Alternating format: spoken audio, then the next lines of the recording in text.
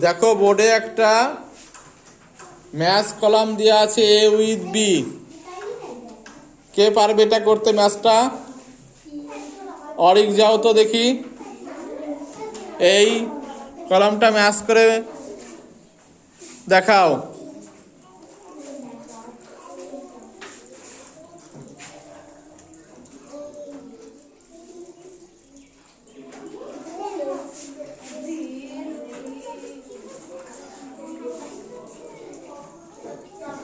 সবগুলোই করো, সবগুলোই।